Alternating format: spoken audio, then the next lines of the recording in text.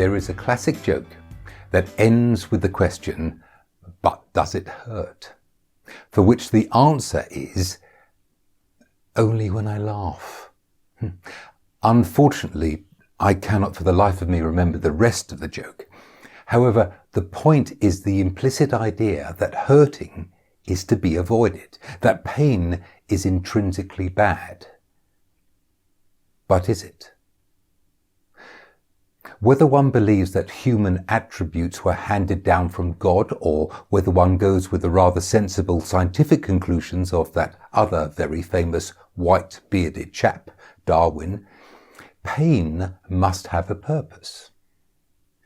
Surely neither the Creator nor nature let it accidentally slip in during a bad beard day.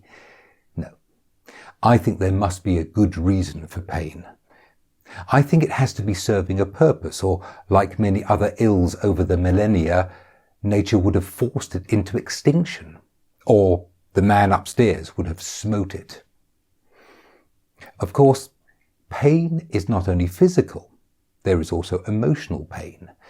Back in the early days of man, I am sure that physical pain was much more prevalent than emotional. But in our 21st century cotton wool wrapped Western lives, I think emotional pain is likely a sure winner. So, what is pain for? I would suggest that it is simply an alarm bell. It ruthlessly gets our attention. Like a bedside alarm clock brings our attention back to consciousness so we can get up and do something rather than, as my mother used to say, lay stinking in bed. Pain focuses our wandering thoughts onto something that needs our urgent attention. Often this is something bad, like picking up a hot pan from the cooker without gloves, or treading on a piece of Lego, or testing to see if an electrical wire is live by touching it with your tongue. These are all things that once alerted by our pain circuitry, we can do something about. Put that pan down. Take your foot off the carelessly discarded children's toy, or don't be so bloody stupid and call an electrician. But what is the point of emotional pain that informs you of something you can do nothing about? Like your pet dying, or discovering another grey hair, or getting an answer wrong in Trivial Pursuit. What is the point in that? Maybe pain is the essence of what it is to be conscious, because for pain to be perceived, a consciousness is needed. Furthermore, pain and pleasure are often lumped together like love and marriage, horse and carriage, self-centered evil bastard and politician. Pain and pleasure use the same set of senses. The difference is our personal perception and or interpretation of those sensations. In fact, pain doesn't really exist. It is a messenger. In the same way that an email is not a communication, the message inside the email is the communication. If someone sends us a letter, the sender is the pain receptor, the courier is the nervous system, and we, or at least our brains, react to the contents of the letter with either happiness, neutrality, or are sparked into action. But all that existed before that reaction was a message about something from a remote reporter. The reaction was subjective and totally ours. Lorimer Moseley is Professor of Clinical Neurosciences at the University of South Australia. His chief area of research is pain in humans. He tells a story about himself when he was much younger, taking a trek in the Aussie outback, dressed in a sarong. As he was walking, he suddenly felt a light scratching sensation on his lower left leg. As he explains, the pain receptors in the skin of his leg spoke to his spinal cord and the spinal cord to his brain. His brain then checked to see if this sensation was something he had experienced before. The answer came back, he had many recollections of being a very young boy and getting numerous gouges and scratches on his legs as he ran about the great outside. So he ignored it. However, the sensation he had felt had come from the bite of a very poisonous brown snake. He nearly died.